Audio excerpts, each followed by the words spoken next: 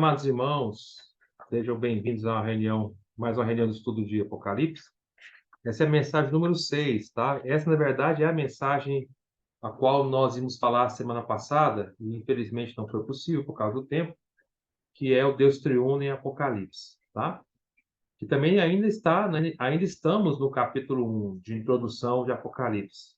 E lembro que eu falei para vocês, a introdução vai do capítulo 1, versículo 1 até o versículo 8, tá? Então, nós ainda estamos na introdução e vamos continuar. Só que antes de a gente tocar nessa mensagem específica, que é o Destruir em Apocalipse, eu preciso terminar um pouquinho da mensagem passada que ainda não consegui terminar. Eu vou tentar ser mais rápido um pouco, para a gente poder concentrar na mensagem do Destruir em Apocalipse. É claro que nós não estamos com pressa nesse desfrute do livro Apocalipse. Eu digo estudo, mas é um desfrute mesmo, né? Era muito bom o termo que o Mori usava, estudo-vida, né? Era um termo muito bom. É um estudo cheio de vida, cheio de suprimento de vida, cheio da presença do Senhor, né? E também é isso que nós oramos ao Senhor, que não seja aqui transmissão de conhecimento, de letra, mas seja algo vivo.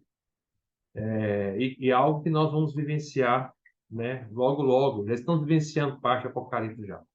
Mas muito bem. Então, na semana passada, nós estávamos terminando a mensagem sobre o testemunho de Jesus em Apocalipse. E eu expliquei para vocês várias vezes, e que eu repito novamente, né, a repetição é importante,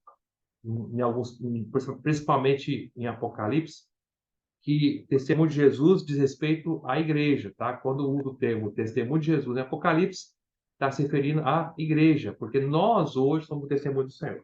Então, vamos lá. Aí nós começamos a falar de forma panorâmica no livro de Apocalipse, aonde que a igreja é revelada no livro de Apocalipse, onde aparece Apocalipse o testemunho de Jesus.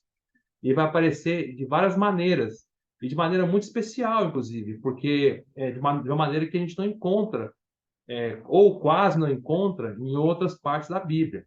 Então, nós falamos, né, que em Apocalipse, por exemplo, recapitulando rapidamente, a igreja ela é testemunhada como candelabro. E é o único lugar no Novo Testamento que você vê, ou em toda a Bíblia, que você vê a igreja representada por um candelabro. Isso é maravilhoso. E o candelabro tem a função de quê? De testemunhar a luz. É o candelabro que sustenta a luz, não é? A luz, nós estamos vivendo, na verdade, numa era de trevas. E próximo da volta do Senhor, como nós estamos vivendo nessa época, próximo da volta do Senhor, irmãos, precisam lembrar que quanto mais próximo estiver da volta do Senhor, mais escura, mais trevosa vai ser a humanidade.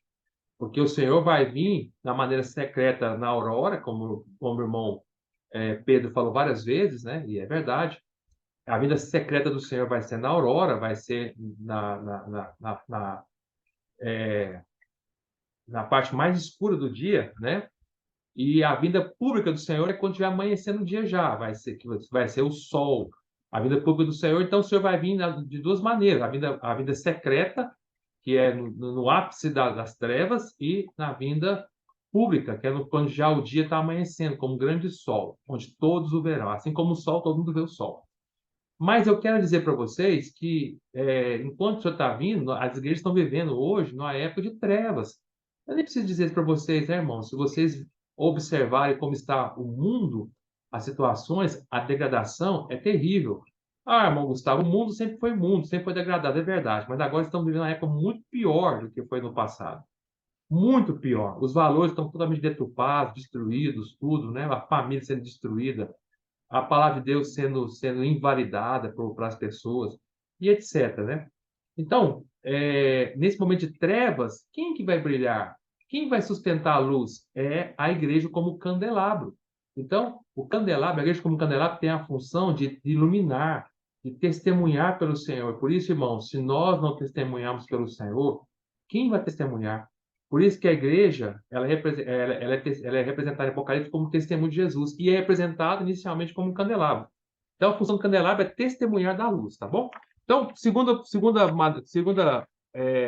figura da igreja em Apocalipse é a grande multidão. Já falando para vocês semana passada, né? Que é Apocalipse 7. A igreja é uma grande multidão que vem de todos os povos, tribos, nações, e isso é maravilhoso, tá? Terceiro aspecto, nós falamos que é a mulher e o filho varão. A mulher, totalizando, ali em Apocalipse 12, A mulher testemunha, ela totaliza todo o povo de Deus do Velho Testamento e também da igreja do Novo Testamento. Só que a maior parte da mulher é a igreja. Vocês vão ver isso também quando nós chegarmos lá em Apocalipse 12. Também falamos semana passada. E também a parte forte da mulher, que é a parte da igreja, que é os vencedores, que é o filho varão. Falamos também na semana passada que, ou seja, rapidinho, deixa eu voltar aqui. Qual é a função da grande multidão? É testemunhar pelo Senhor. Vocês lembram que Apocalipse 7, a grande multidão estava com palmas na mão, folhas de palmeiras. Isso é sinal que ela estava testemunhando a vitória, que eles venceram a grande tribulação do dia a dia da vida deles. Isso é um testemunho, tá? E elas estavam ali para testemunhar do Senhor. Mais uma vez, a função da grande multidão é testemunhar pelo Senhor. Por isso, Apocalipse, testemunho de Jesus é a igreja. Vocês estão entendendo, né? Espero que sim.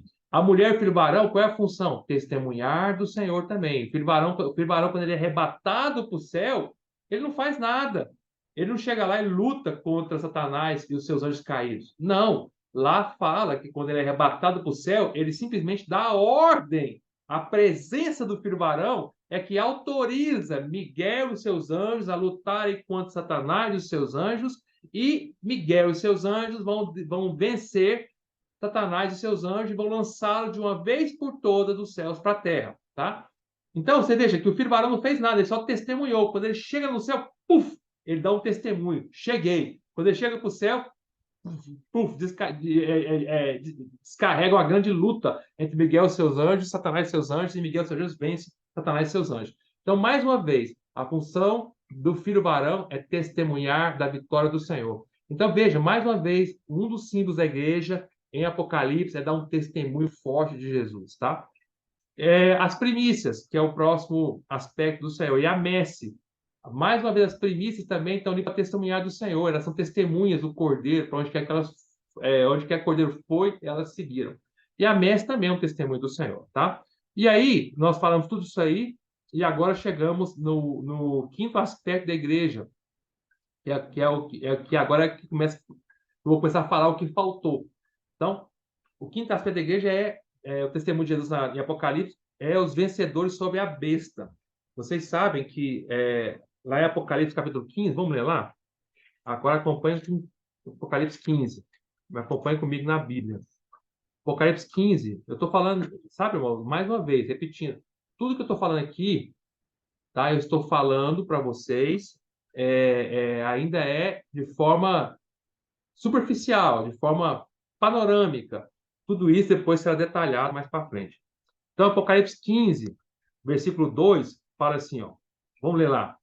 Vi como que um mar de vidro mesclado de fogo, e os vencedores da besta, aí ó, os vencedores da besta, que venceram a besta, da sua imagem e do número do seu nome, que se achavam em pé no mar de vidro, tendo harpas de Deus, e entoavam o cântico de Moisés, servo de Deus, o cântico do Cordeiro, dizendo: Grandes e admiráveis são as tuas obras, Senhor Deus Todo-Poderoso.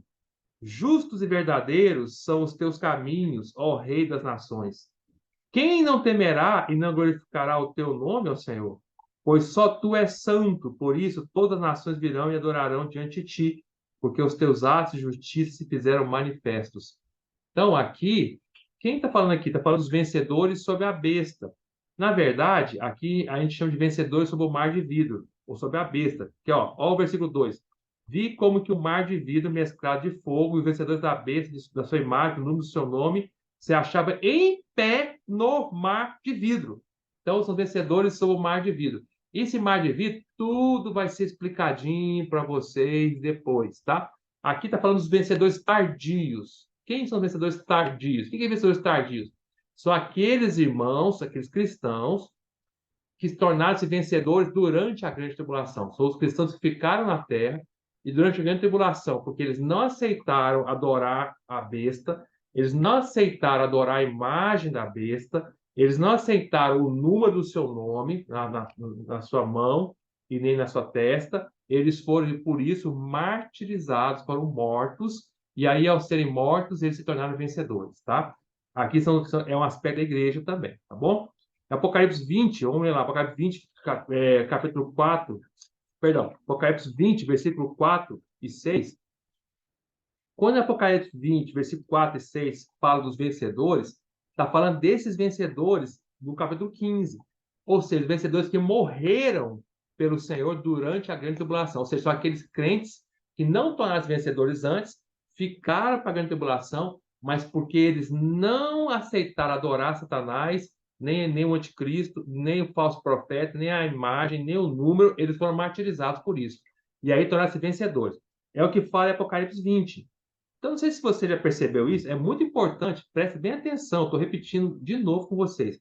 Apocalipse, capítulo 20, versículo 4 e 6, está se referindo literalmente a esses cristãos que ficarem na grande tribulação e que morrerem pelo Senhor. Ao morrerem pelo Senhor, eles tornam-se vencedores. E eles são chamados de vencedores tardios, ou vencedores sob o mar de vidro, ou vencedores da besta, tá? E por que tem a ver com o testemunho de Jesus? Olha que testemunho eles deram. Deram testemunho de sangue, deram testemunho de mártires, deram testemunho, falaram assim, nós preferimos morrer do que aceitar, adorar o anticristo. Nós decidimos morrer, mas nós não vamos adorar o anticristo. Isso é um grande testemunho. Isso é a função da igreja, testemunhar ainda com sangue que seja, tá? Olha o versículo 4. Fala assim, estou lendo Apocalipse capítulo 20, versículo 4. Vi também tronos, e nestes sentaram-se aqueles aos quais foi dada autoridade de julgar. Vi ainda as almas dos decapitados, ó, tirou a cabeça, decapitou, foram decapitados, está falando dos decapitados, perderam a cabeça, tá?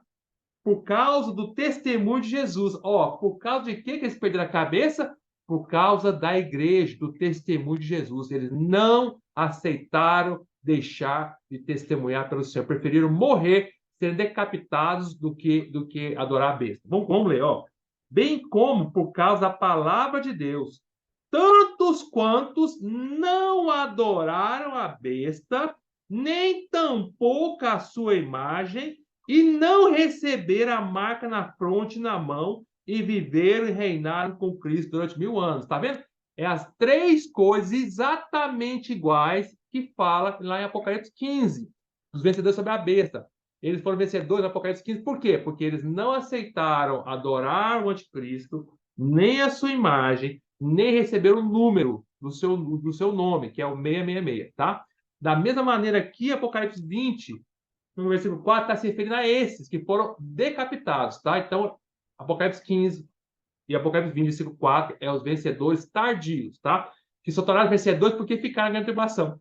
Peraí, aí você pode me perguntar assim, mal Gustavo, peraí, como é que você sabe que esses irmãos ficaram na grande tribulação? Como é que você sabe? Ué, como é que eu sei? Está escrito aqui. Como é que você acha que eles morreram por não aceitar a marca da besta, nem adorar a imagem da besta, nem adorar o de Cristo? Ora, se eles morreram porque não adoraram a besta, que é o anticristo, vocês sabem, não adoraram a imagem do anticristo e não receberam o nome, é porque eles ficaram na grande tribulação, certo? Porque só na grande tribulação que vai manifestar o anticristo, só na grande tribulação que o anticristo vai colocar a sua imagem no templo, e só durante a tribulação só vai poder comprar e vender quem tiver o número da besta. Então, se esses irmãos morreram porque eles não adoraram o anticristo, a imagem e o número da besta, é porque eles ficaram na grande tribulação. Entenderam, irmãos? E são irmãos, são crentes, são cristãos, tá? Então, vai haver cristãos no caminho da tribulação? Sim. Os que ficarem é porque não foram vencedores antes, foram vencedores tardios. Mas ainda na grande tribulação há a chance de seu nome tornar-se um vencedor. Porém, vai ter que morrer para isso. Então, irmãos e irmãs, eu encorajo vocês e me encorajo também, quer nos encorajar a não ficar para a grande tribulação. Porque se ficar para a grande tribulação, só vai ser vencedor se você e eu morremos pelo Senhor. Os crentes que ficarem na grande tribulação, irmãos, só terão dois caminhos. Vou falar para vocês. Ou eles vão fugir do anticristo, vai ser parte da mulher que vai fugir para o deserto, ou vai fugir, ou vai ter que morrer pelo Senhor, enfrentar o anticristo. Ou eles fogem, ou eles enfrentam. Só vai ter dois caminhos. Se fugir para o deserto, como a mulher vai fugir na grande tribulação, que é parte da igreja vai fugir, né? O deserto, aí não vai morrer, certo? Aí não vai morrer, vai ser protegido. Porém, não é um vencedor, certo?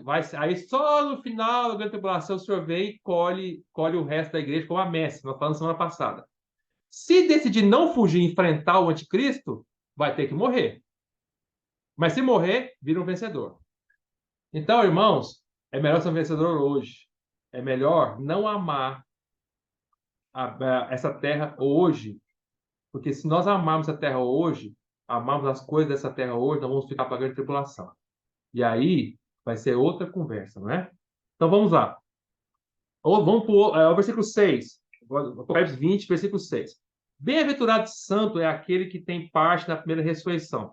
Sobre esse, a segunda morte não tem autoridade. Pelo contrário, serão sacerdote de Deus e de Cristo e reinarão com ele dos 1000 anos. Tá? Então está falando desses, literalmente, desses que morreram durante a grande tribulação, vencedores tardios, ou vencedores sob o mar de vidro.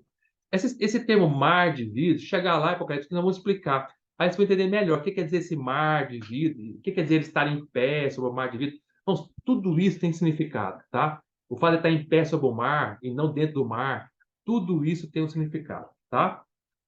Vamos ler agora, vamos pro próximo aspecto da igreja, a noiva. Então, em Apocalipse mostra que a igreja é um aspecto maravilhoso, ela mostra como a noiva. Se você me perguntar, mas irmão Gustavo, você falou que em Apocalipse mostra a igreja de uma maneira diferente do resto da Bíblia, mas no resto da Bíblia, por exemplo, em Efésios, capítulo 6, 5, né? Capítulo 5 mostra a igreja como noiva. É verdade, mostra, mas não tão claro quanto em Apocalipse. Não é. Se você ler em Efésios 5, a igreja como a noiva, ela ainda é meio oculta, né, essa visão, tá? Tem que ter um entendimento espiritual para você entender melhor lá em Efésios 5. Depois você ler lá em Efésios 5, você vai ficar meio até na dúvida. Mas onde fala aqui que a igreja é a noiva? Ali que é o casamento, né? Paulo fala, né? Paulo compara Cristo e a igreja com a mulher, a esposa e o esposo, né? Mas aí no final ele fala assim: grande é esse mistério, mas eu me refiro a Cristo e a igreja. Quando fala em Cristo e a igreja, Paulo ainda fala como um mistério. Então, ali em Efésios 5, quando fala que a mulher, que a esposa, que a igreja vai se casar com Cristo, ainda é um caráter de mistério, não é tão claro ali. Tanto é que muitos cristãos nem conseguem perceber ali que ali está falando a igreja como uma mulher, esposa de Cristo, né? Vai se casar com Cristo. Então, em outras partes, no Novo Testamento, por exemplo, em João fala, né? João fala, na verdade, João fala que quem tem um noivo é a noiva, né? Mas ainda assim não é tão claro. Fala que quem tem um noivo é a noiva. Muitos cristãos não conseguem perceber quando fala que quem tem um noivo é a noiva, está se referindo quem tem o noivo que é Cristo, é a noiva que é a igreja. Mas não é tão claro, irmãos. Agora, aqui em Apocalipse é claríssimo que a igreja ela é a noiva. Vamos ler lá? Apocalipse 19, versículos 7 e 9. Fala assim, ó. Alegremo-nos e exultemos e demos-lhes a glória. Olha só como começa, presta bem atenção. Não leia Apocalipse tão rápido assim, senão você vai perder muito desfrute, muita coisa maravilhosa. Olha como é que começa assim, ó. Começa assim: alegremo-nos e exultemos e demos-lhes a glória. Alegre, exulte, dê a glória. Então, aqui está falando de algo muito cheio de alegria, de exultação, de glória. Então, aqui que está falando aqui para frente, vai falar aqui para frente nesse versículo, não é nada triste, é algo muito alegre, muita exultação. Então, vamos lá. Alegremos, exultemos, demos a glória. Por quê? Por que a gente vai ficar alegre? Por que não vamos exultar? Por que não vamos dar a glória? Aí o próprio João, ele responde aqui, ó. Porque são chegadas as bodas do Cordeiro, cuja esposa a si mesmo já se ataviou. E pois lhe foi dado vestir-se de linho finíssimo, resplandecente e puro, porque o linho finíssimo são os atos de justiça dos santos. Aqui está falando claramente que chegou a hora do casamento entre Cristo, o esposo, com a igreja, que é a sua noiva, porque logo está virando a sua esposa aqui, né? Aqui já fala esposa, aí não fala noiva, fala esposa, porque aos olhos do Senhor, né, já está acontecendo o casamento aqui. Chegou as bodas, a alegria, a festa de casamento. Olha tanto que é claro isso, né? E aqui fala que a esposa já está preparada. Ó, a esposa a si mesma já se ataviou, pois lhe foi dado vestir de linho finíssimo, resplandecente e puro, porque o linho finíssimo são os atos de justiça dos santos. Olha o 9. Então me falou o anjo: escreve, bem-aventurados aqueles que são chamados à ceia das bodas do Cordeiro, a ceia das festas de casamento. Boda é festa. Bodas é festa de casamento. Se tem alguém aqui nesse grupo aqui que entende festa de casamento, é minha mãe, né? Então, ela entende das bodas do Cordeiro, as festas, né? Eu queria perguntar para minha mãe depois, não agora, não responda agora não, mãe. Mas no final, responda para mim se já foi alguma festa de casamento e viu a noiva triste, e viu o noivo triste, ou viu alguém triste. Não!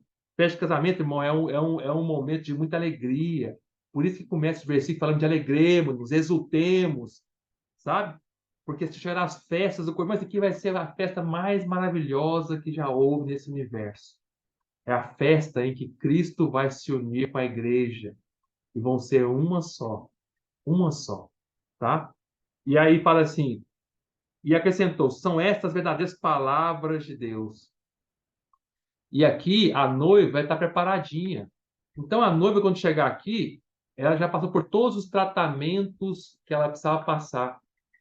Ela não precisa, ela já está preparada, ela não precisa passar por nenhum tratamento mais. Quando a noiva chega, quando a noiva, vamos comparar agora com o casamento físico, dessa terra. Quando a noiva chega até a festa do casamento, irmão, irmã, ela já está totalmente preparada. Todos os tratamentos que ela está fazendo no cabelo, na pele, na roupa, emagrecer e tal, e etc., o perfume, não sei o quê, entendeu? Ela já preparou tudo.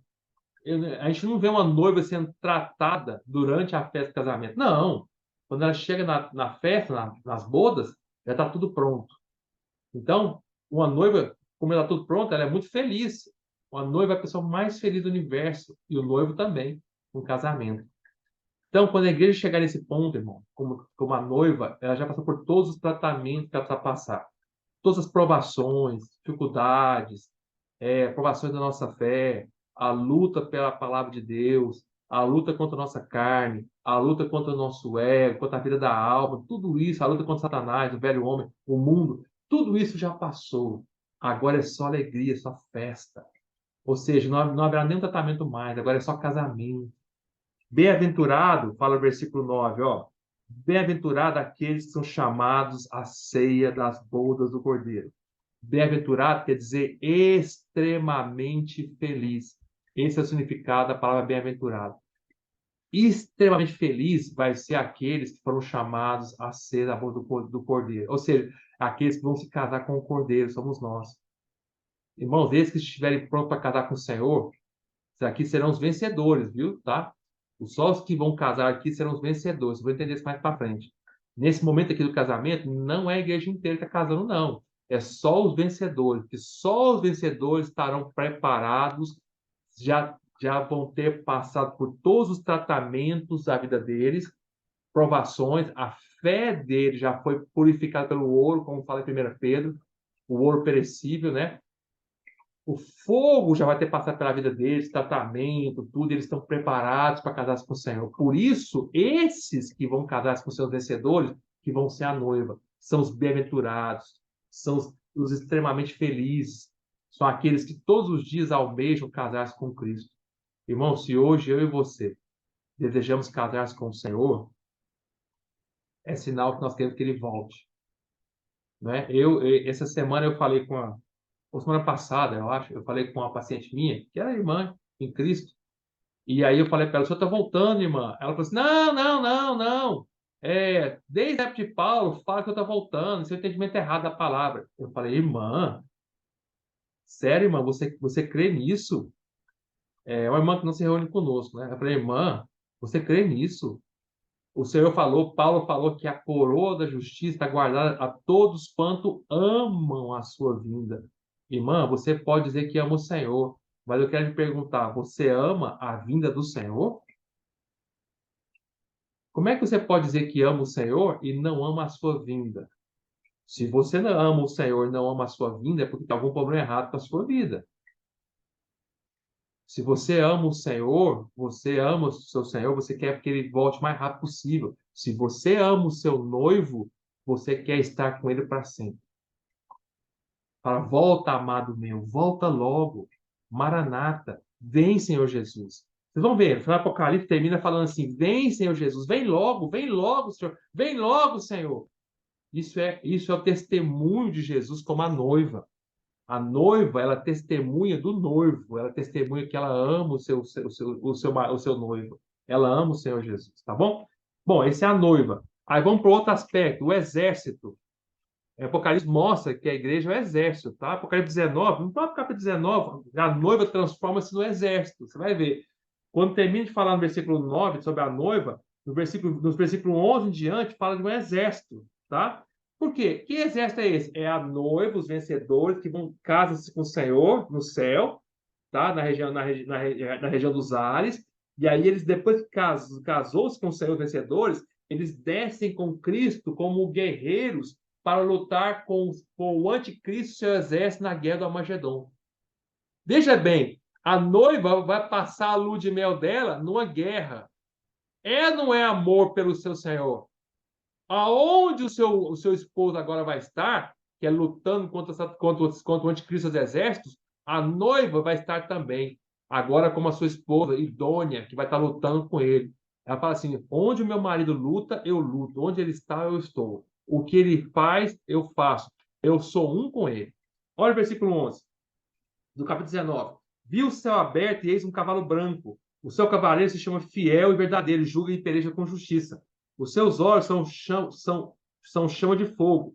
Ó, só um pouquinho, versículo 11. Ele julga e peleja. Pelejar é lutar com justiça, tá? Aí continua. Os seus olhos são chama de fogo. Na sua cabeça há muitas diademas. Tem um nome escrito que ninguém conhece, senão ele mesmo. Está vestido com um manto tinto de sangue. O que é? É o manto do Senhor da redenção, né? E o seu nome chama-se o Verbo de Deus, a palavra de Deus. E ele está sozinho? Não, olha só, 14. E seguiram os exércitos que há no céu, montando cavalos brancos, com vestiduras de linho finíssimo, branco e puro. Ô, bom, Gustavo, peraí.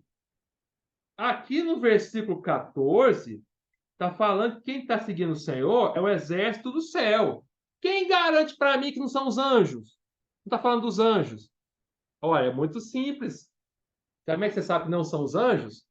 Porque olha o que o Apocalipse vai descrever quem são esses exércitos. Vamos lá, vamos ler com calma, 14. Seguiram os exércitos que há no céu, montando cavalos brancos. Você já viu algum anjo na Bíblia montando um cavalo branco? Anjo precisa montar em cavalo para voar? Já viu isso? Não, né? Mas tudo bem, esquece isso. Vamos continuar. Se você não está satisfeito com esse argumento, vamos continuar. Olha só. Com vestiduras de linho finíssimo, branco e puro. Então, estes que estão montados nos cavalos brancos, seguindo o Senhor, que é o seu exército, eles estão vestidos de alguma coisa. Estão vestidos de quê? De linho finíssimo, branco e puro. Mas, no próprio capítulo 19, versículo 8, fala que quem é que se vestiu de linho finíssimo? Quem foi branco e puro, resplandecente e puro? Quem foi? Foi a igreja. Olha o versículo 8, lê de novo. Olha o versículo 7. De novo. Alegremos, exultemos e demos a glória, porque são chegadas as bodas do Cordeiro, cuja esposa, quem que é a esposa do Cordeiro na Bíblia, irmãos? É a igreja, tá? Assim mesmo se ataviou. Com que ataviou a igreja? Pois lhe foi dado vestir de linho finíssimo, resplandecente. Resplandecente quer dizer branco, que resplandece em branco e puro. Então, aqui no próprio capítulo 19, no versículo 8, fala que a igreja, a esposa, está vestida de linho finíssimo, branco e puro. E aí, quando chega no versículo 14, fala que agora essa igreja transformou-se num exército montado em cavalos brancos, que está vindo com o Senhor dos céus, vestido que essa mesma linha é vestimento pura, branco e puro, com linho finíssimo. Então aqui não são os anjos, porque está bem claro que a própria esposa está vestida com a mesma coisa que ela falou no versículo 8, tá? Entenderam?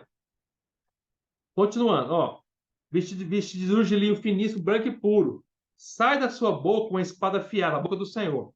para com ela ferir as nações, e ele mesmo as gerar com 7 ferros, e pessoalmente pisa o lagar do vindo furor da ira do Deus Todo-Poderoso, tá? Esse pisar do lagar é a guerra do Armagedon, tá? Se vocês continuarem lendo o capítulo até o final, vocês vão ler que é a guerra do Armagedon. Só que eu não vou ler por causa do tempo, tá bom? Então, veja, outro aspecto da igreja é que ela é a guerreira. Ela acabou de casar-se, ela vem já vestida com a roupa de casamento, com o finíssimo e puro. Vai para a lua de mel vestido com a roupa para guerrear, tá?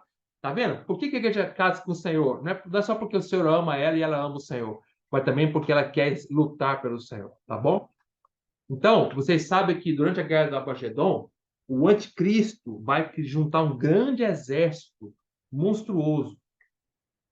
E ele vai vir até Jerusalém, até Israel, para lutar, para matar os judeus e também para lutar pessoalmente contra o Senhor Jesus e seus exércitos. O anticristo vai fazer uma afronta muito grande. Uma afronta muito grande. Você nunca viu na Bíblia, pelo menos eu não me recordo aqui, né, uma afronta dessa, Satanás lutando contra o Senhor Jesus. Satanás não consegue, ele tentou o Senhor, Satanás ele luta contra os anjos do Senhor, mas se lutar-se contra Deus, contra Cristo, contra o Espírito, assim, afronta direta, você não vê, mas aqui sim. Aqui é a primeira vez Satanás inspirando o anticristo, que o anticristo, Satanás e o falso profeta serão uma trindade satânica. Eles vão chegar até a ousadia, a audácia de querer lutar pessoalmente contra o Senhor e seus exércitos, seus vencedores. Olha que audácia, tá? Vão chegar a esse nível absurdo. Então, obviamente, serão destruídos, tá bom? E, então vai ser aqui, olha que imagem maravilhosa, linda. Vai ser um exército celestial, os vencedores, que é a noiva, como exército agora seguindo o Senhor, que é o general, que é o noivo, contra um exército terreno e mundano. Então, é os céus lutando contra a terra. Dos céus vindo um exército lutar contra um exército dessa terra mundano, que vai ser o exército que a gente vai juntar, tá? Lá na Guerra do Armagedon. Bom, e por fim, o último aspecto da igreja, Apocalipse, é como a Nova Jerusalém. Você sabe, a Nova Jerusalém é a igreja. Então, a Nova Jerusalém não é uma cidade física, tá? Nova Jerusalém não é uma cidade física com ruas de ouro, onde nós vamos morar, andar, né? Tantos inúmeros milhões de cristãos creem nesse conceito extremamente errado e equivocado, que nós vamos para o céu, nós vamos morar numa cidade de ouro, nós vamos morar em ruas de ouro, e que no meu quarto a minha privada vai ser de ouro, e a minha torneira vai ser de ouro. Ô, irmão, por favor, pensa um pouco nisso.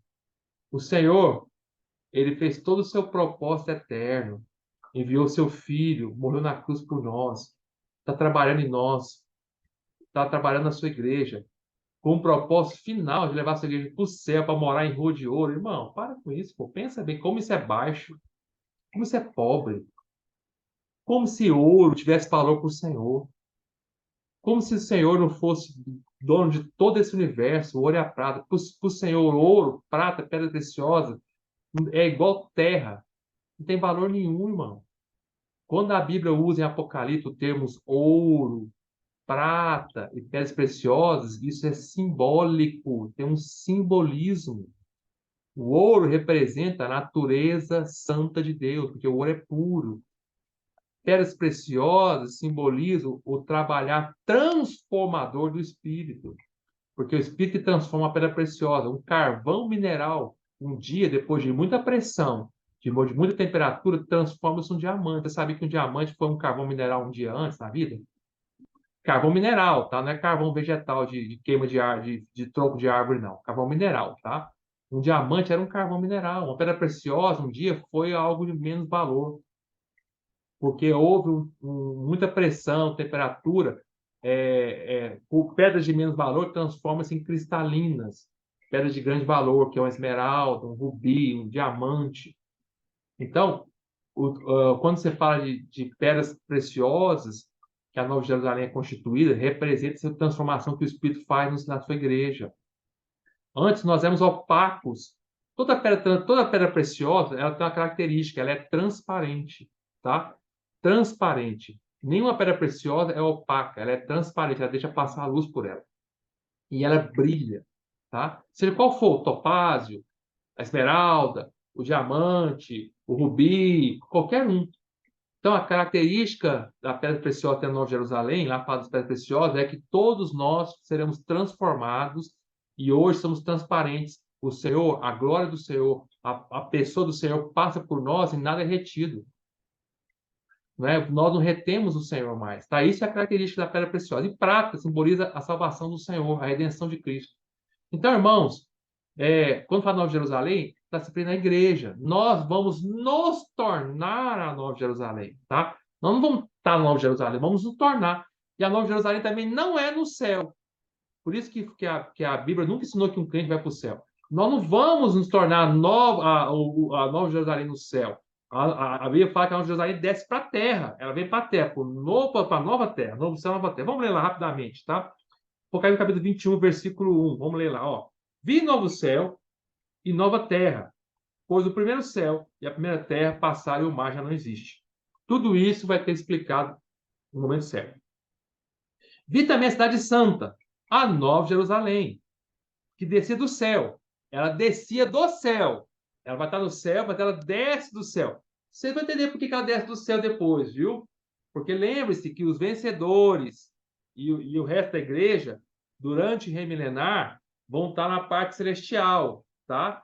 E os vencedores, a parte celestial. O resto da igreja não vencedor não vai estar na parte celestial, vai estar nas trevas exteriores, então não sabemos onde que é. Porém, quando terminar o reino milenar, o Senhor vai destruir todo esse céu e essa terra. Então, quando terminar o reino milenar, todos os crentes vão ter se transformado na Nova Jerusalém. Todos. Tá? Então, os vencedores e o resto dos crentes vão virar Nova Jerusalém no final do reino milenar. Todos vão transformar. E vão estar realmente no céu aí. Aí desce para a terra. Tá? Vamos lá. Olha só. Vi também a cidade santa, versículo 2. A Nova Jerusalém, que descer do céu, da parte de Deus, ataviada como noiva, adornada para o seu esposo. Então, no final do propósito eterno de Deus, todos os filhos de Deus vão transformar-se na noiva. Tá? E vai estar vestida, adornada para o seu esposo. Na verdade, a noiva aqui já é a esposa, né? Então, vocês entenderam? Se a Nova Jerusalém fosse uma cidade física, o Senhor Jesus, que é o noivo, ia casar-se com a cidade física. O Senhor vai casar-se com ruas de ouro. O Senhor vai casar-se com uma cidade de pedra. Irmão, puxa, foge ao propósito eterno de Deus. Todo mundo sabe da Bíblia de capa a capa que a noiva é a igreja. E o Senhor não casa com algo físico, o Senhor casa com a sua igreja. Olha o que fala, vou ler de novo. Presta atenção, versículo 2. Vi também a cidade santa, a Nova Jerusalém, que descia do céu da parte de Deus, ataviada como noiva adornada para o seu esposo. Ela vem para casar-se. Né? Na verdade, já casou, ela vem prontinha, tá? Depois você vai entender. E aí, olha o versículo. Olha no versículo 9. Então veio um dos 7 anjos que tem as 7 taças cheias dos últimos 7 flagelos e falou comigo, dizendo: Vem, mostrar-te a noiva, a esposa do cordeiro. Então ele vai mostrar a noiva, a esposa do cordeiro. Peraí, é noiva ou é esposa? Você vai entender isso quando chegar no Apocalipse, tá? Lá no versículo 21. Ela é noiva ou esposa? Quando chegar no capítulo 21, vocês vão entender se ela é noiva ou esposa, tá? Aí o anjo vai mostrar para João quem que é essa noiva, esposa do cordeiro.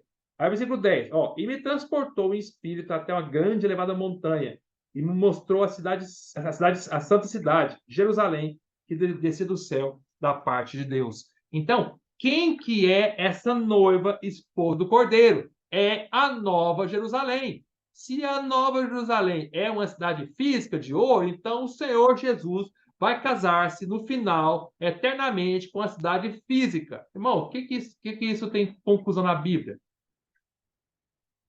O Senhor precisa esperar até o final para casar com a cidade física? Então, irmão, por favor, tira da sua cabeça, por uma vez por todas, esse conceito que a Nova Jerusalém é uma cidade física. A Nova Jerusalém é a igreja transformada, trabalhada, que vai casar para sempre com Cristo, tá bom? Então, isso é o aspecto final da igreja no livro de Apocalipse. Então, para que a igreja vai tornar-se a Nova Jerusalém? Para ser o testemunho do Senhor Jesus de Deus e o testemunho de Deus e do Senhor Jesus por toda a eternidade. Então, terminando essa mensagem do ano passado, agora que eu termino ela, todos os aspectos que nós vimos aqui, mais uma vez repetindo rapidamente, todos os aspectos da igreja em Apocalipse, todos eles têm a função final de testemunhar de Jesus. Por isso que a igreja Apocalipse é o testemunho de Jesus. Então, mais uma vez, a igreja aparece em Apocalipse como o quê? Candelabro. Candelabro para testemunhar da luz. Segundo, a grande multidão, testemunho da vitória do Senhor. Palmas na mão. Com palmas, folhas de palmas na mão, de palmeira. 3, a mulher e o filho varão, é para testemunhar a vitória do Senhor. Como vencedor, dar um testemunho nos céus. 4, as primícias e a messe, é para testemunhar que somos por desfrute do Senhor. Enquanto o filho varão é para guerrear pelo Senhor, as primícias e a messe é para testemunhar o desfrute do Senhor. Somos para o desfrute de Deus. 5, os vencedores sobre a besta. Eles vão dar um testemunho com o próprio sangue, que eles amam o Senhor e a palavra de Deus e estão dispostos a morrer pelo Senhor. São vencedores tardios. 6, a noiva, em Apocalipse 19, é os vencedores que vão casar-se com o Senhor. Tá? No final da tribulação, estão casados, estão testemunhando que eles amam o Senhor como noiva. Aí no capítulo 19, há outro aspecto, 7, é a igreja como exército. Esses vencedores descem com o Senhor como um exército para testemunhar pelo Senhor. E vocês vão ver também que quando os vencedores descem na guerra da Armagedon, eles também não vão lutar contra o anticristo e seus exércitos.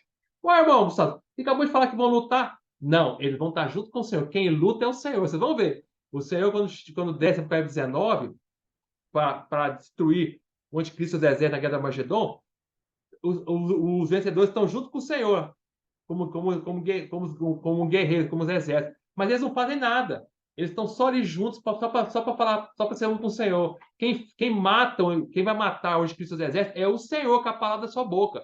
Nós vamos estar só falando assim, amém, amém, vai Senhor, amém, amém, somos um, vai Senhor, amém, amém. E o Senhor vai matando. Não vamos fazer nada. Nós não fazemos nada, quem faz é o Senhor. É só uma questão de testemunho. Tá? E por último, a Nova Jerusalém. Tá? Vamos testemunhar por toda a eternidade que o Senhor nos transformou, nos salvou. E nós somos agora plenamente transformados em um com o nosso Senhor. Tá bom? Agora vamos com essa mensagem de hoje. Ó Senhor Jesus, eu vou tentar ser rápido. Se eu não conseguir terminar a mensagem de hoje eu termino semana que vem. Vamos falar do Deus triuno agora. Vamos voltar agora. Voltem comigo para Apocalipse capítulo 1. Por favor. No versículo 4. Apocalipse capítulo 1, versículo 4. Fala assim. João, as 7 igrejas que se encontram na Ásia, graça e paz a vós outros da parte daquele que é, que era e que há de vir, da parte dos 7 espíritos que se acham diante do seu trono, e da parte de Jesus Cristo, a fiel testemunha, o primogênito dos mortos e o soberano dos reis da terra. Aqui nós vai mostrar o Deus triuno.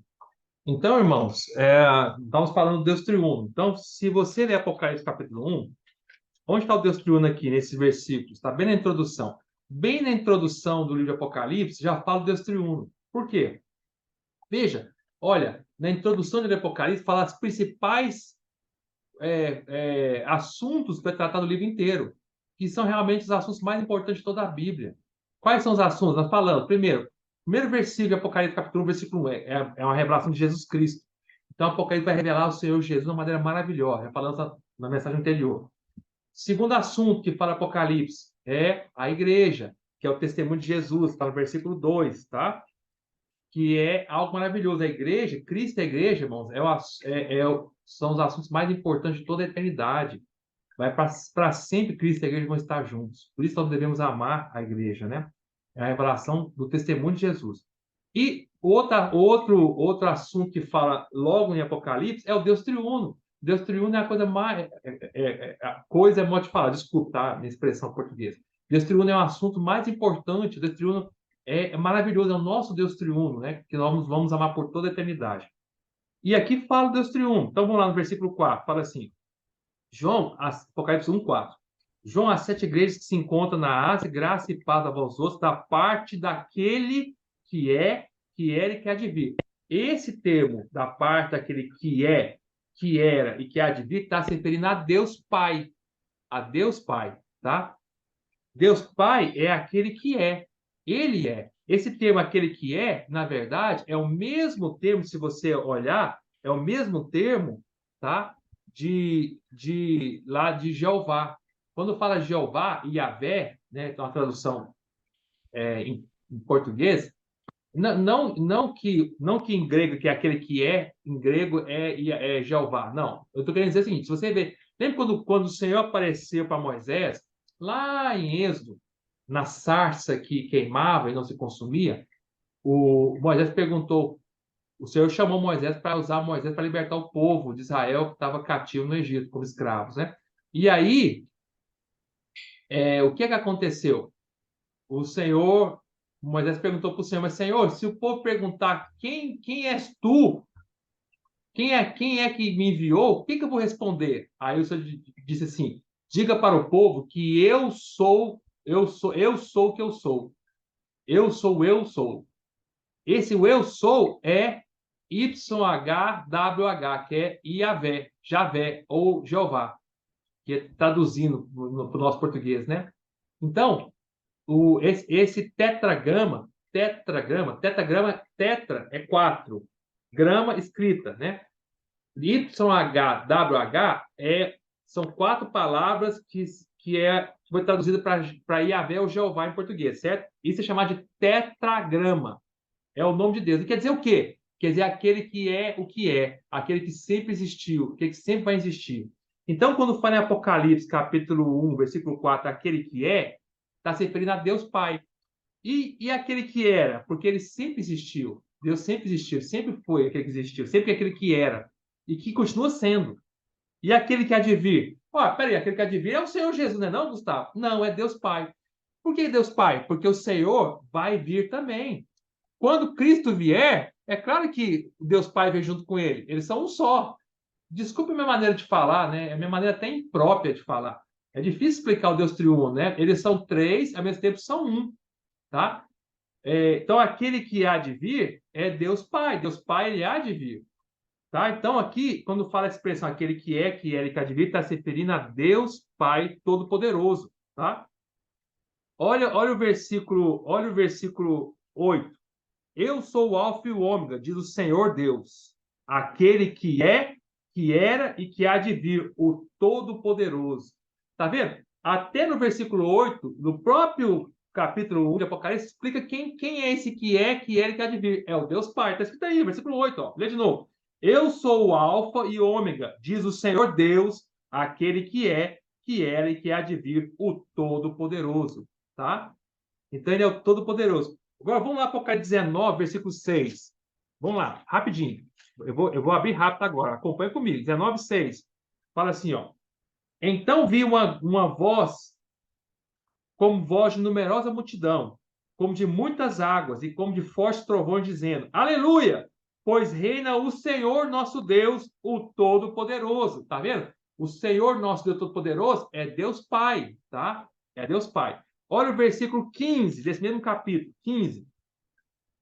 Sai da sua boca, da boca de Cristo, uma espada afiada para com ela ferir as nações, e ele mesmo as regenerar com cetro de ferro, e pessoalmente pisa o lagar do vinho do furor da ira do Deus Todo-Poderoso.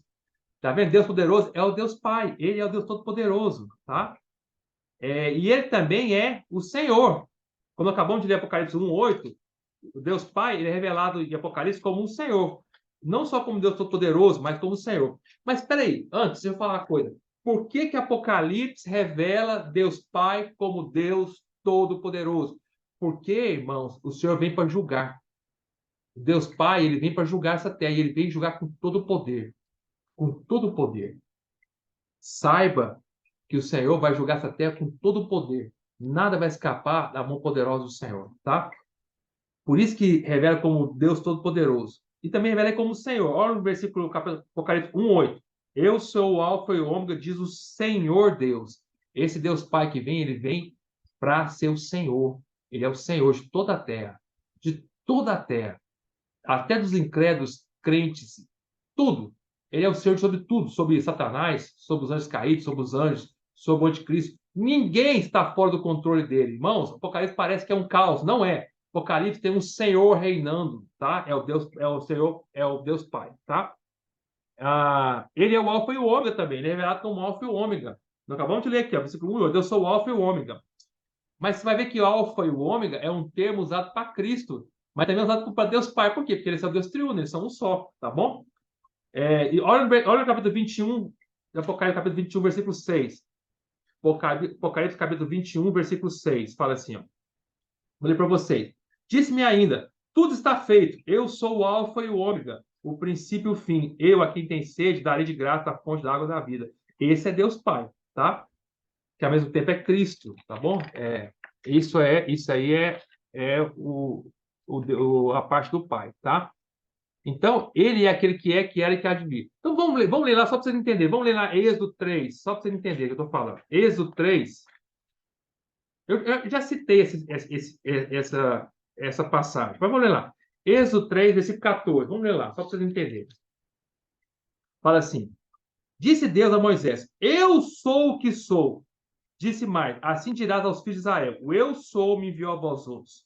Então, quando fala eu sou o que sou, é o tetagrama, é o YHWH, é Jeová, é Yahvé, ou Avé. É difícil falar, deve pronunciar. Mas esse termo, eu sou o que sou, quer dizer aquele que sempre existiu, aquele que é, que era, que sempre existirá, tá? Então, vamos voltar lá para o Apocalipse, de novo. Voltemos para o Apocalipse. Eu estou indo um pouco mais rápido, tá, irmão? Só para vocês entenderem. Então, eu espero, voltando para o Apocalipse, capítulo 1, versículo 4. Então, quando fala aqui, essa expressão, aquele que é e que há de vir, está se referindo a Deus Pai, tá? Ou o eu sou, é a mesma coisa, tá? Então, aqui é o Deus Pai. Depois fala, aí vírgula, aí tem uma vírgula, aí fala, da parte dos 7 espíritos que se acham no seu trono. Os 7 espíritos aqui diz respeito ao Espírito Santo, tá? E aí, por fim, no versículo 5, fala de Cristo, ó, e da parte de Jesus Cristo, a fiel testemunha, o primogênito dos mortos e soberano dos reis da terra.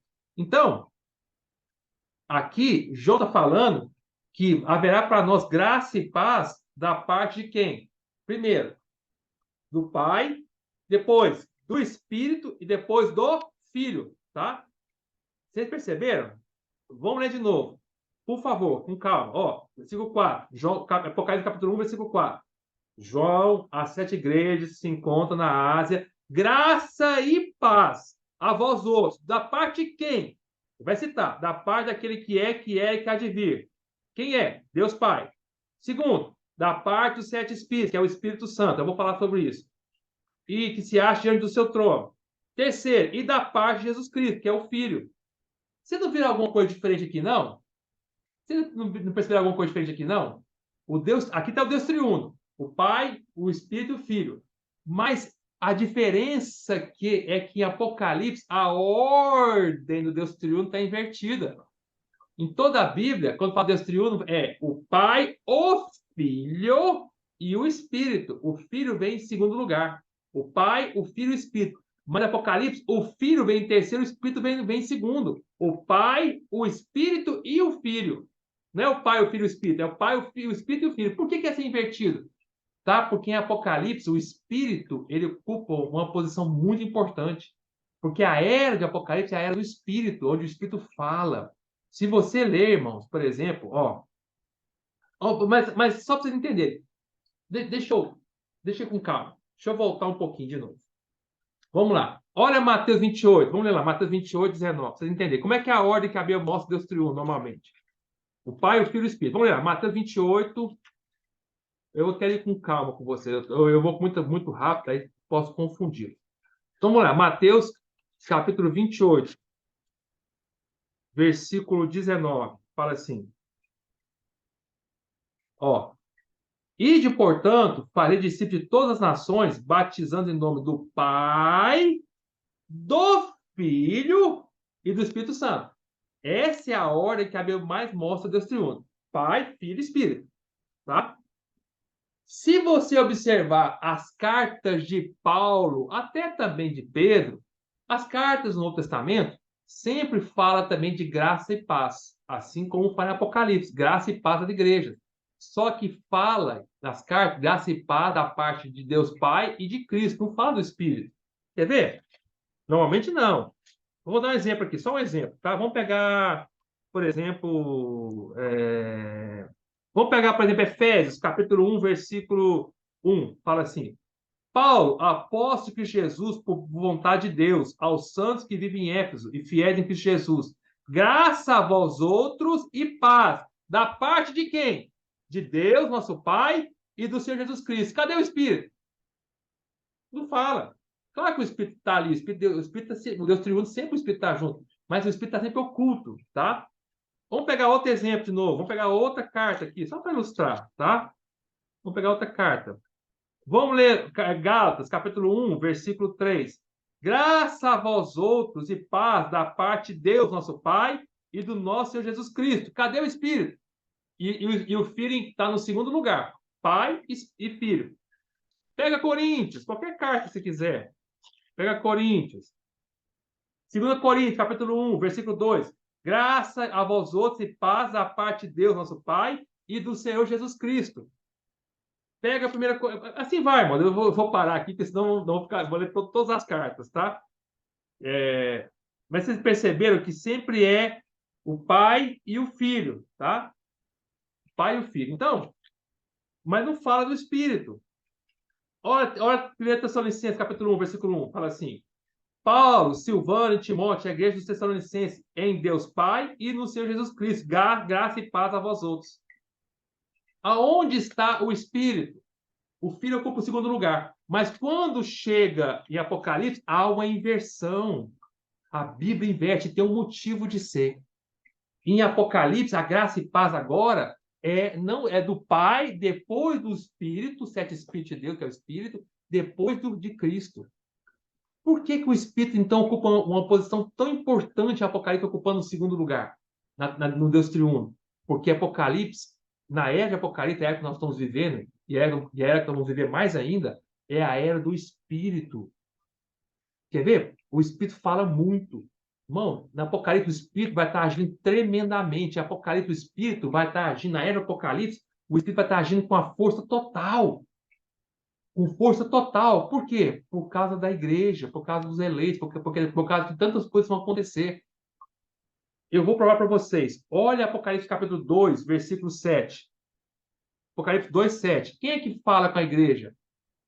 Nas epístolas, quem fala com a igreja é o Pai e o Filho. Mas nas cartas de Apocalipse, as 7 cartas, 7 igrejas, é o Espírito. 2,7 fala assim: quem tem ouvidos, ouça o que o Espírito diz às igrejas. Quem fala é o Espírito. Olha o versículo 8, versículo 11. Quem tem ouvidos, ouça o que o Espírito diz às igrejas. Olha o versículo 17. Quem tem ouvidos, ouça o que o Espírito diz às igrejas. Olha o versículo 29. Quem tem ouvidos, ouça o que o Espírito diz às igrejas. Olha o versículo, capítulo 3, versículo 6. Quem tem ouvidos, ouça o que o Espírito diz às igrejas. Olha o capítulo 3, versículo 13. Quem tem ouvido, ouça o que o Espírito diz às igrejas. Olha o capítulo 3, versículo 22. Quem tem ouvidos, ouça o que o Espírito diz às igrejas. Tá vendo, irmãos? Olha lá no capítulo 14, versículo 13, Apocalipse 14, 13.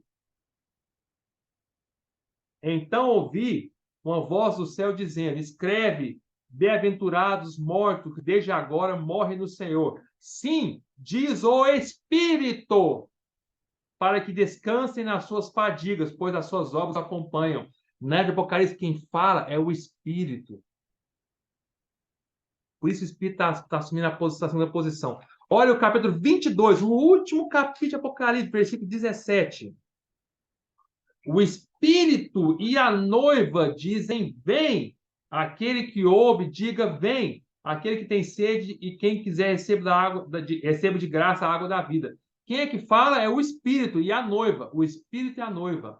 Então, durante o Apocalipse inteiro, o Espírito vai falando. Quando chega no final, o Espírito e a noiva falam. A noiva é totalmente um com o Espírito. E eles falam juntos. A mesma coisa. Isso quer dizer que durante todo o Apocalipse, o Espírito vem trabalhando na noiva, quando chega no final, agora não é só o Espírito que fala, não. A noiva fala também junto com o Espírito, eles são um só, que é a igreja. O que o Espírito fala, a igreja fala. Mas eu vou trabalhar do Espírito. Então, irmãos, eu quero que vocês entendam por que é que o Espírito, em Apocalipse, ocupa a segunda posição no lugar do Filho, tá? Não é que em Apocalipse isso quer dizer que o Espírito é mais importante que o Filho. Não, não é isso. É que na era Apocalipse o Espírito assume uma posição de ação mais forte, tá? Mas é por isso que o Espírito vem em segundo lugar. A ordem é invertida, tá bom? Agora vamos falar do Espírito um pouquinho mais. Vamos para Apocalipse capítulo 1, versículo 4. Fala assim: da parte dos 7 espíritos que se acham diante do seu trono. Espera aí, 7 espíritos? Deus tem 7 espíritos? Por acaso Deus tem 7 espíritos? Há 7 espíritos santos? Claro que não. Lembre-se que em Apocalipse tudo é simbólico, tá? E quando fala 7 espíritos, não é que Deus tem 7 espíritos, mas sim que o Espírito Santo, na era de Apocalipse, ele está 7 vezes intensificado. Ou seja, na era de Apocalipse, a degradação é tão grande, as trevas são tão violentas, o mundo é tão maligno. Vocês vão ver, durante a Apocalipse, vocês vão ver como é que o anticristo vai dominar essa terra. O anticristo vai fazer algo terrível, terrível. Vocês vão ver como é que vai ser. O mundo inteiro vai seguir o anticristo, vai seguir Satanás. Então, nessa era trevosa de Apocalipse, o Espírito de Deus, que é o Espírito Santo, vai trabalhar como se fosse 7 espíritos trabalhando. Ele vai agir com tanto poder, com tanta força, como se fosse equivalente a 7 espíritos de Deus. Esse é o significado. E também, vocês sabem que o número 7 na Bíblia tem um significado. O número 7 é o número da completação no mover dispensacional de Deus. Ou seja, o número 7 quer dizer o seguinte: quando Deus vai se mover na sua dispensação ao longo de todas as eras, Deus vai completar o seu mover total em Apocalipse. Por isso, em Apocalipse, há 2 números que aparecem muito: o número 7 e o número 12. Por que o 7 e 12? Porque o 7 é o número 3 mais 4, quer dizer, uma completação total, tá? Por exemplo, são 7 igrejas, são 7 taças, são 7 selos, tudo é 7, né? São 7 trombetas, tudo é 7, entendeu? Quando chega a Nova Jerusalém, aí vira 12. Já são 12 portas, 12 fundamentos, entendeu? São 12. O que é 12? 12 é 3 vezes 4. 7 é 3 mais 4. Quando vira Nova Jerusalém, esse 3 agora vira 3 vezes 4, que é o 12. 12 é a completação da administração eterna de Deus. Quando Deus termina de administrar tudo que tinha que administrar, que é a Nova Jerusalém, vira o 12. Mas enquanto Deus está se movendo ainda para chegar no 12, ele ainda é o 7, tá? Por isso que tudo ainda é 7 ainda. O próximo do Apocalipse é 7. Quando chega no final, vira o 12, tá? Então, o 7 representa a completação no mover de Deus. Deus se movendo para terminar tudo que tem que fazer. Quando ele termina de fazer tudo que tem que fazer, aí vira o 12, que é o número da completação eterna da administração de Deus, tá? Por isso que o irmão Pedro tem dito que, para a gente não falar, esse é o sentimento dele, né? Que a gente respeita. E não usar o termo Espírito 7 vezes intensificado, mas quer dizer usar o termo o Espírito na sua completude, que é o 7 Espírito de Deus, tá? Mas espero que você tenha entendido, né? Por exemplo, eu vou explicar o melhor aqui, tá? Você vai entender melhor. Vamos pegar o candelabro como exemplo, tá? O candelabro, vamos ler o candelabro lá Mas antes, deixa eu dizer algo para vocês. É que eu vou pulando na frente. Deixa eu voltar um pouquinho, tá? Quando falo 7 Espíritos de Deus, olha que interessante, que maravilhoso isso. Eu achei isso tremendo, irmão. Isso não está no Se Duvida, tá? Isso quem falou isso, vou falar agora, tá no comentário de William Carey, do Apocalipse. Mas olha que maravilhoso.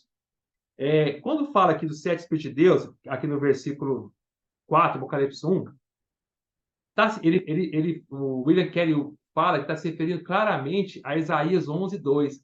Olha que interessante isso, que maravilha. Vamos ler lá, Isaías 11:2. Vamos ler lá? Leia comigo. Eu nunca havia percebido isso. Eu fiquei encantado quando vi. Isaías 11:2. Vamos ler lá. Abre aí, Isaías 11:2. Primeira coisa, o capítulo 11 de Isaías é um capítulo profético, tá? O que que fala no capítulo 11 de Isaías? Durante o Apocalipse, vamos falar muito sobre o capítulo 11 de Isaías, tá?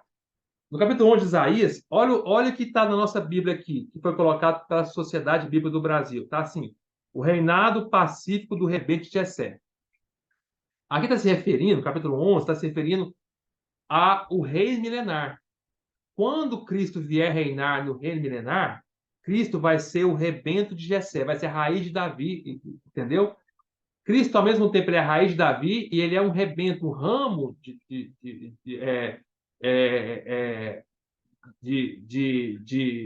Jessé, né, de Davi.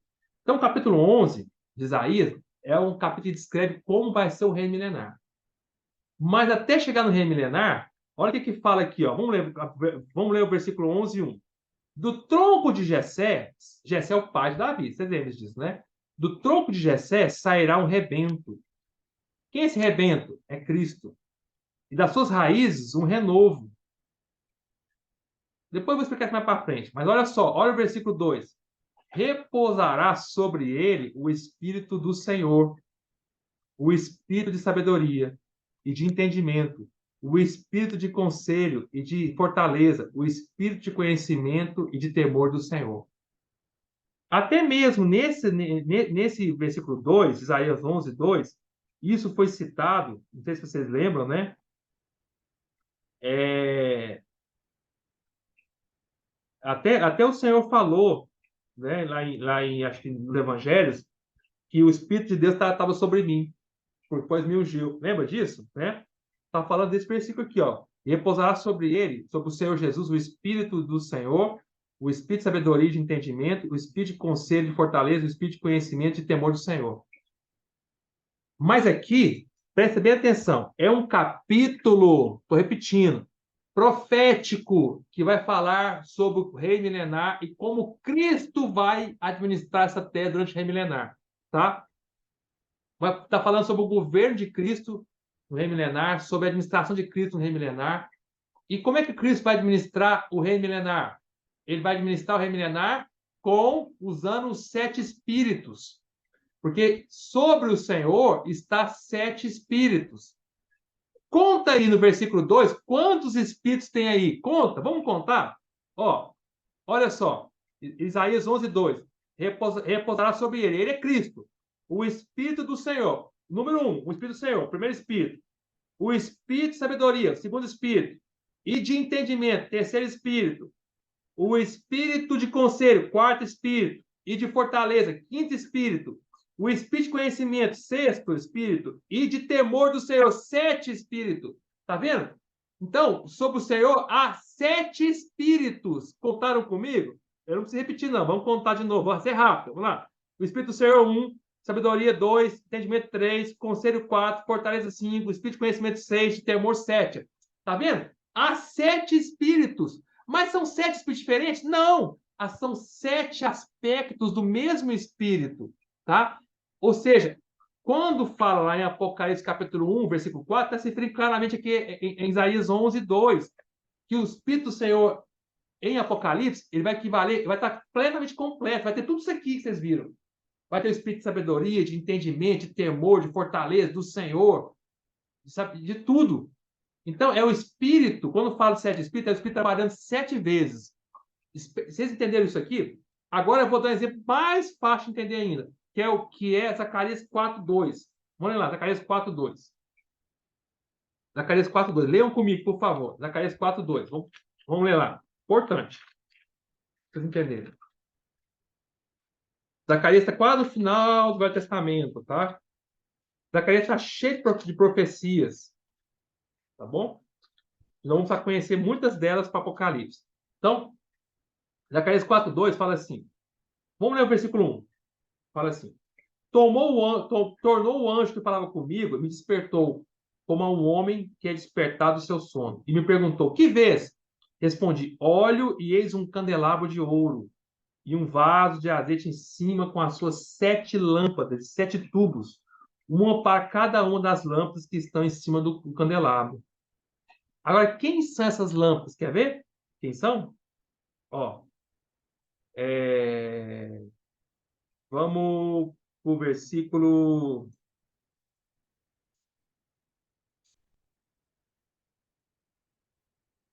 10. Pois quem despreza o dia dos humildes começos, esse alegar-se-á vendo o prumo na mão de Zorobabel. Aqueles 7 olhos são os olhos do Senhor que percorrem toda a terra.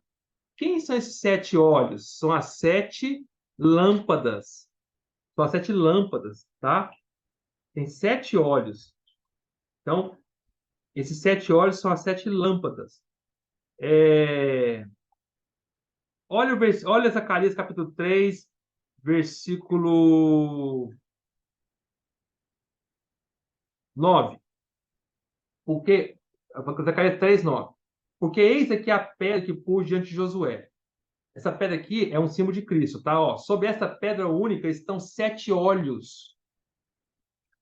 E eis que eu lavrarei a sua escultura, diz o Senhor dos Exércitos, e tirarei a iniquidade dessa terra num só dia, tá? Então, quem são os 7 olhos que estão sobre essa pedra? Essa pedra é Cristo. Quem são os 7 olhos? Então, vamos entender. Vamos entender, tá? Os 7 olhos, então, sobre essa pedra, há 7 olhos. Lá em Apocalipse, capítulo 1, versículo 4, fala claramente que Deus tem 7 espíritos. Então, se você juntar Zacarias, capítulo 3, que fala que a pedra tem 7 olhos, e Zacarias, capítulo 4, fala que o candelabro tem 7 lâmpadas.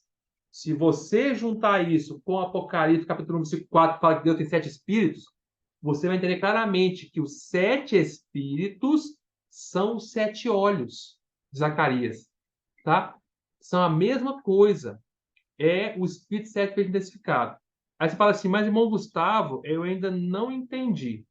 Você não entendeu ainda? Então vamos para Apocalipse capítulo 5. Vamos lá, Apocalipse capítulo 5. Leia lá.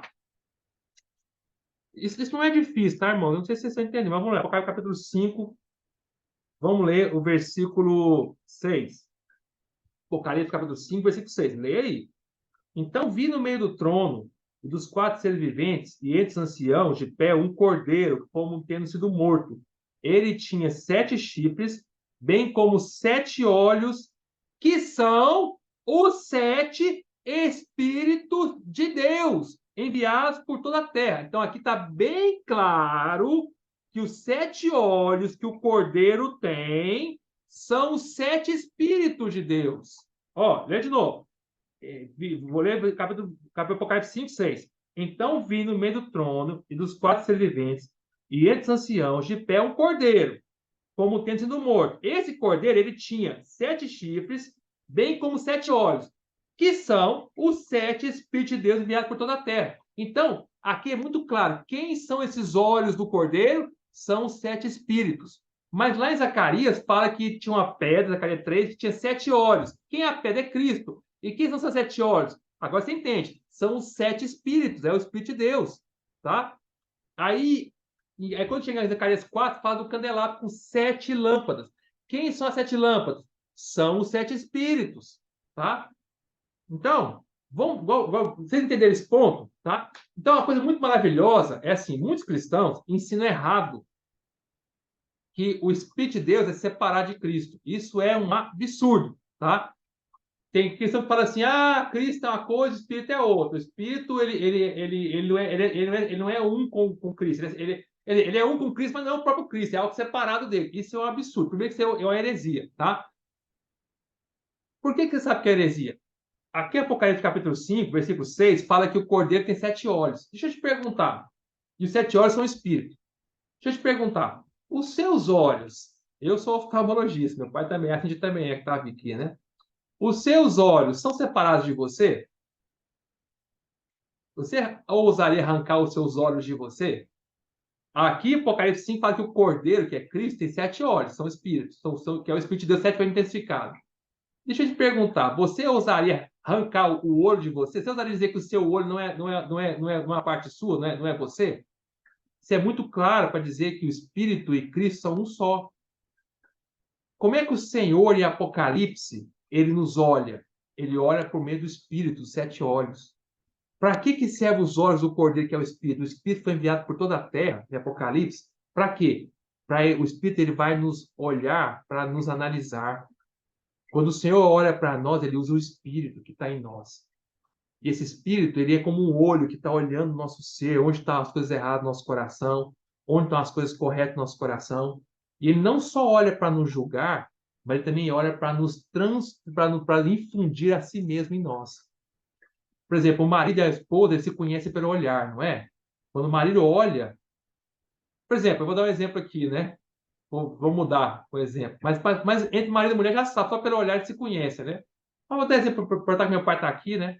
Quando eu era pequeno, papai, porque ele nos disciplinava bastante, né? Quando também te aprontava muito, papai só olhava para nós e já sabia o que estava acontecendo. Era para ele ficar quietinho. Ele só olhava. No olhar, ele já infundia em nós, os seus filhos, a vontade dele. Para de aprontar. Aí ele estava, por exemplo, na sala conversando com alguém, aí estavam os 3 meninos correndo lá, Fabrício, Jacinto e Gustavo. Aprontando. Como ele já tinha nos disciplinado no passado, puxava a orelha, aquela coisa toda, aí ele não aprendeu, ele bastava olhar para a gente falava, ele olhava, você sabia, opa, papai olhou para nós, tem alguma coisa errada. No olhar, o papai infundia em nós algo dele, a vontade dele. O cordeiro, isso é um exemplo humano, mas o cordeiro faz algo muito maior. O cordeiro, pelo Espírito, ele nos olha. Irmão, eu quero dizer para você que esses 7 olhos do cordeiro foram enviados por toda a terra.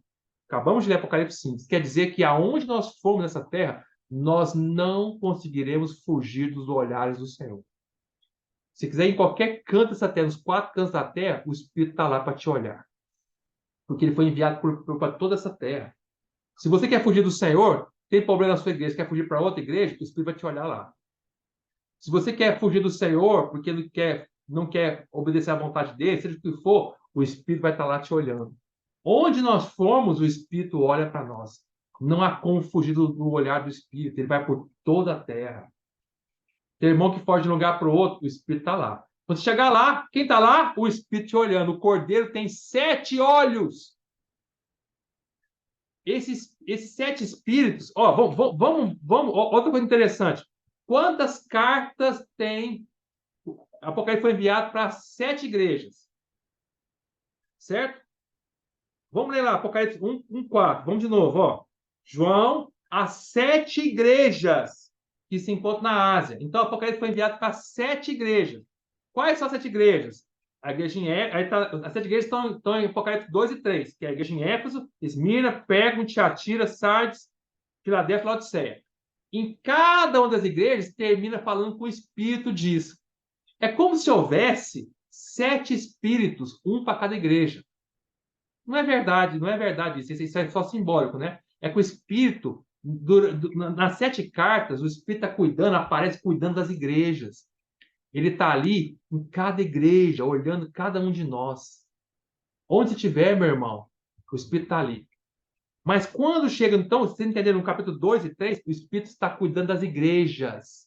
Mas quando chega no capítulo 5, o Espírito já não está só cuidando das igrejas mais. No capítulo 5, ele foi enviado para a terra inteira. Ele está olhando agora o que Deus vai fazer em toda a terra. Olha só no capítulo 5, versículo 6. Fala, ó. Então vi no meio do trono, dos 4 seres viventes, e entre os anciãos, de pé, um cordeiro, como tendo sido morto. Ele tinha 7 chifres, bem como 7 olhos, que são os 7 Espíritos de Deus enviados por toda a terra. Agora, no capítulo 5, o Espírito está olhando para a terra inteira. Irmão, não importa onde os homens fugirem dessa terra, o Espírito vai estar lá olhando para eles. O Senhor, com seus 7 olhos, que é o Espírito, 7 vezes intensificado, na sua completude, no seu ponto mais completo e alto, vai estar ali em todo lugar. Isaías, capítulo 11, versículo 2, conta 7 espíritos ali. É um espírito só com 7 características. Vocês entenderam, irmãos, essa questão? Agora, vamos falar do candelabro. Eu expliquei para vocês, né? Que são, os 7 olhos são 7 lâmpadas de fogo, né? Quer ver? Vamos entender melhor? Vamos entender isso melhor um pouquinho, tá? Vamos lá. Volta para Zacarias, capítulo 4. Vamos lá, de novo. Eu quero explicar para vocês isso melhor, eu termino essa parte do Espírito. Aí eu vou entrar no Filho rapidamente. Mas vamos lá. Zacarias de novo. Volta comigo. Eu espero que vocês não estejam ficando confusos, tá? Espero que não. Se ficaram confusos, quer dizer que eu consegui ser incapaz de ajudar vocês e eu só consegui confundir vocês. Mas vamos lá. Apocalipse capítulo 4, versículo 2, versículo 5. Olha lá. Não, Apocalipse não. Zacarias capítulo 4, versículo 5. Zacarias capítulo 4, versículo 5. É... Versículo 5 não, perdão. Peraí. Vamos com calma aqui, peraí. Desculpa, eu falei errado. Vamos, desculpa, as minhas anotações, até eu, às vezes eu entendo que eu anotei, mas vamos lá. Apocalipse, capítulo 4, versículo 5. Por favor, abre aí. Apocalipse, capítulo 4, versículo 5. Importante. Abre aí.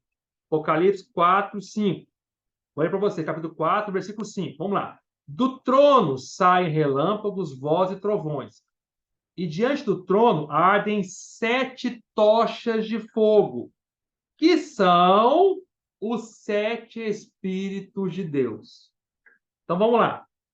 Aqui em Apocalipse capítulo 4, versículo 5, está falando que os 7 Espíritos são 7 tochas de fogo.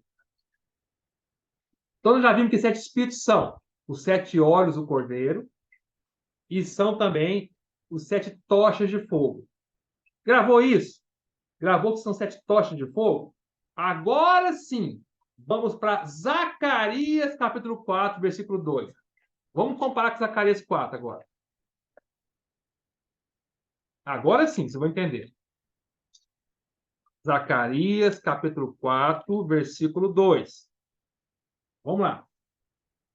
E me perguntou: que vês? Respondi: olho, e eis um candelabro todo de ouro, e um vaso de azeite em cima, com as suas 7 lâmpadas e 7 tubos, um para cada uma das lâmpadas que estão em cima do candelabro. Então, o candelabro tinha 7 lâmpadas.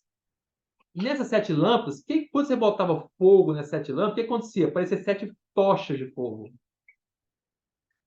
Certo? O candelabro, ele tinha 7 lâmpadas. O que é lâmpada? O que é a lâmpada? A lâmpada não é a lâmpada do candelabro, não é só aquela parte. Só um pouquinho, vou pegar um candelabro para vocês entenderem. Espera aí, só um pouquinho.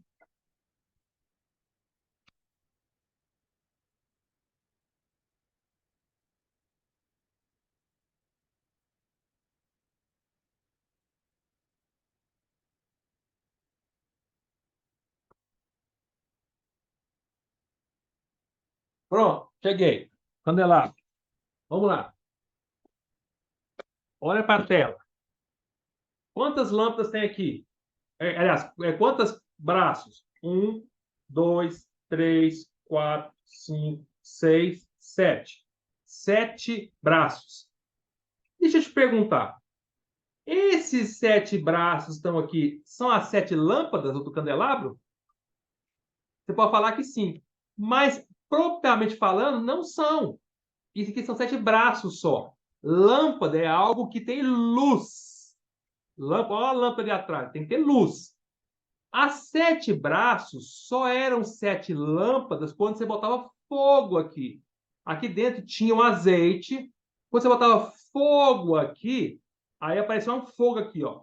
Outro fogo, uma chama aqui, ó. Um fogo, outro fogo, outro fogo, outro fogo, outro fogo, outro fogo, fogo. Quando apareciam esses 7 fogos, 7 tochas, que você podia falar lâmpada propriamente dito. Porque só tinha brilho. Esse aqui tem brilho? Não, aqui não está iluminando nada. Está vazio, ó. Tem nada, ó. Mas se eu botar azeite, botar fogo, aparecem as 7 lâmpadas. Então, o que eu quero dizer para vocês? Que quando o Apocalipse fala de 7 tochas, está se referindo ao candelabro brilhando. Quando botava fogo aqui, ó, o azeite queimava, isso era as 7 tochas. Onde eu quero chegar? Eu quero chegar que lá em Apocalipse fala, capítulo 4, versículo 2, que as 7 tochas são os 7 espíritos. E aqui também, quando Zacarias capítulo 4, versículo 2, quando fala de lâmpada, está se referindo ao candelabro também, aos 7 espíritos. Ou seja, as 7 tochas de Apocalipse capítulo 4 são essas 7 lâmpadas do candelabro. Tá? Agora vamos entender o que tem a ver com a era de Apocalipse. Quando você pega o candelabro, vamos supor que é tudo escuro aqui, tá? Tudo escuro. Mas vamos supor que tivesse um pouquinho escuro aqui, um pouquinho escuro só. E não tivesse as lâmpadas todas tão acesas aqui, elétricas aqui, mas tivesse um pouquinho escuro. Aí eu botasse um pouquinho de fogo aqui. Aí iam virar 7 tochas, certo? Mas como aqui não está tão escuro aqui, vamos supor que fosse 6 da tarde, tivesse pouco escuro, eu podia acender a tocha só um pouquinho, que já brilhava suficientemente. Mas, à medida que vai ficando mais escuro, depois das 6 da tarde, vai perdendo o sol, vai ficando bem escuro, quando chega assim, à meia-noite, o ápice das trevas, se eu mantiver a mesma tocha fraquinha, eu não vou conseguir enxergar nada. Então, quando vai aumentando as trevas, o que eu tenho que fazer? Eu tenho que intensificar a lâmpada do candelabro, eu tenho que botar mais fogo para brilhar mais. Isso é a explicação para vocês por que em Apocalipse o Espírito vem em segundo lugar no Deus triuno. Não vê o Pai, o Filho, mas vê o Filho, o Espírito e o Pai. E o Pai, o Filho e Cristo. Porque Apocalipse vai estar tão trevoso que o Espírito vai estar brilhando no seu máximo. Vai ser o Espírito 7 vezes intensificado, brilhando ao máximo. Tochas brilhando ao máximo. Por quê? Porque as trevas é muito grande. Quanto maior for as trevas, mais o Espírito vai ter que brilhar. Vai estar intensificado no máximo, vai estar na plena potência dele. Entendeu, irmão? Com muita luz.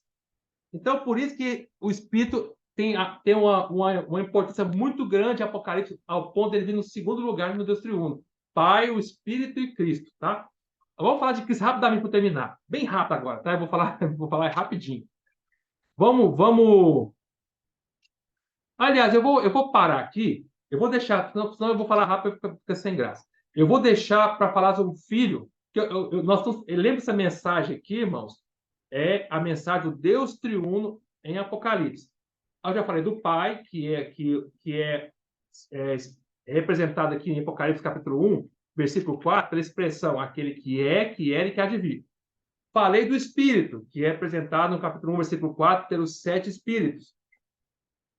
E agora, na mensagem que vem, vou falar um pouquinho do Filho, que é apresentado aqui pelo versículo 5, de Apocalipse 1, 5, e da parte de Jesus Cristo, tá?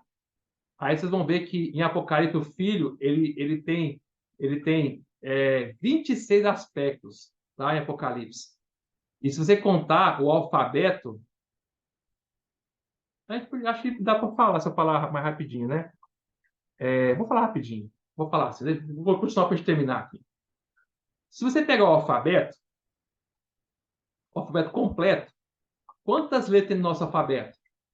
Ele tem 26 letras, tá? Eu estou dizendo o alfabeto completo, tá? Não é só, porque o nosso alfabeto, em português a gente não usa o Y, não usa o A, o W, né? Mas no alfabeto completo tem o Y e o W. Você pega todo o alfabeto completo, tem 26 letras. E de forma interessante, Cristo, em Apocalipse, ele tem 26 aspectos.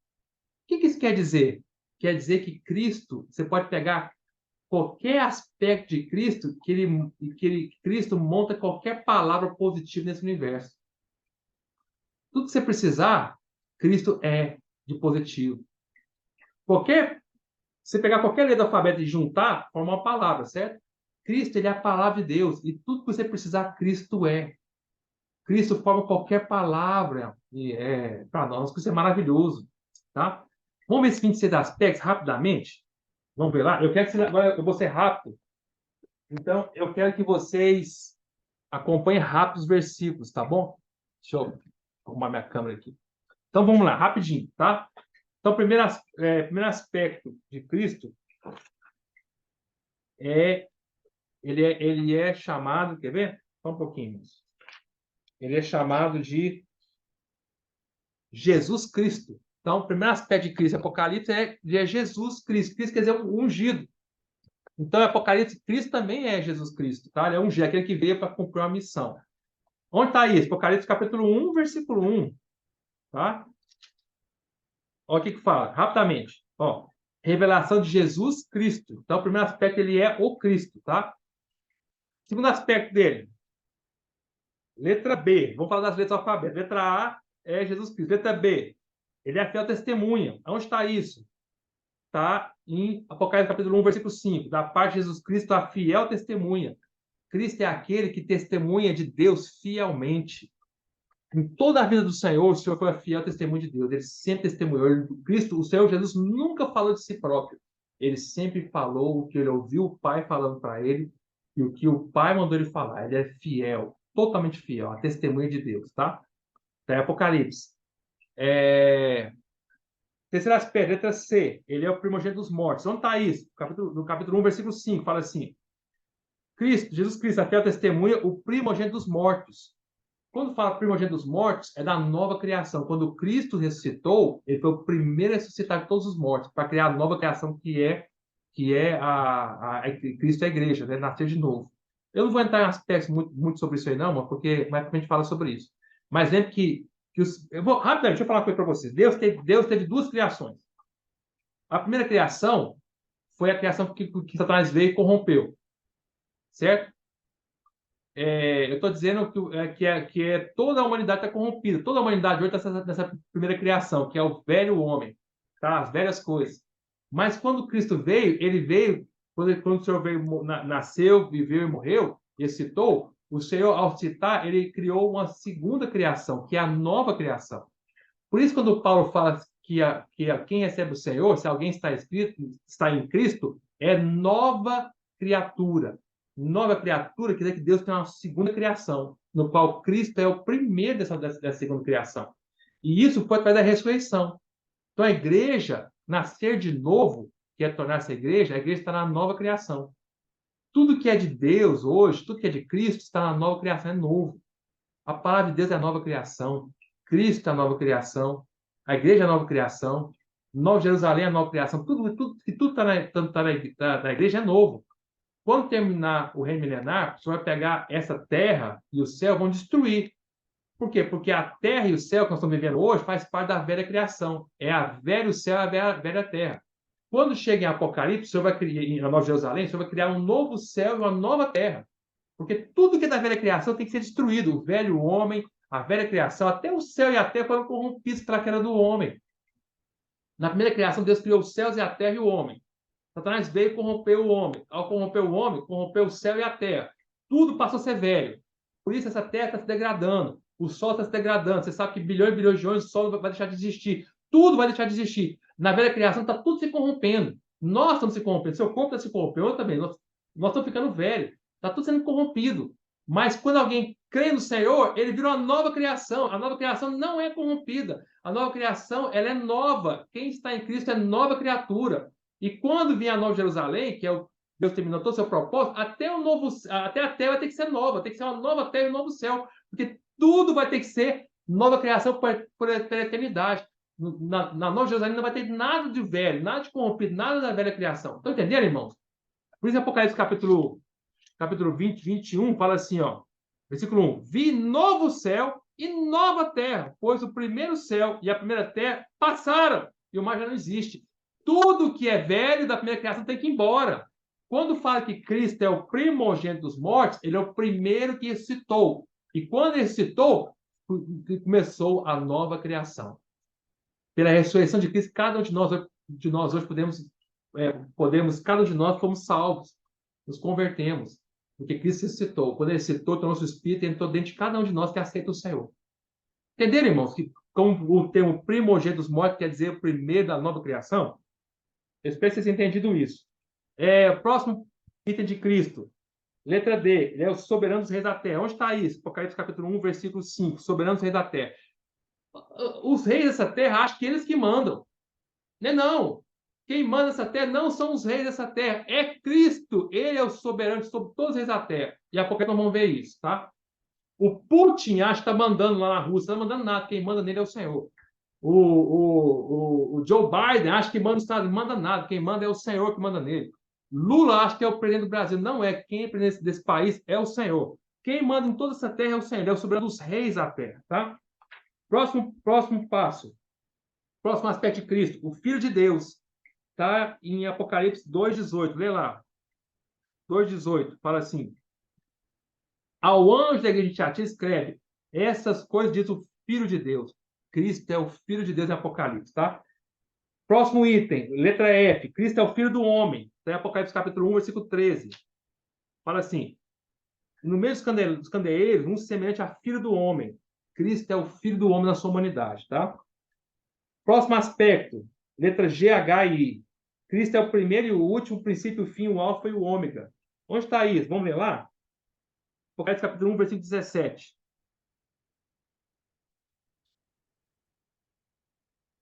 Bom, eu acho que eu vou, na verdade, parar por aqui, porque senão eu vou correr muito, aí não vai ter graça, não. Eu vou deixar para terminar da mensagem que vem, aí eu vou explicar com mais calma, tá? Vou começar falando sobre o primeiro e o último, o princípio, o fim, o alfa e o ômega, tá bom? Jesus é o Senhor.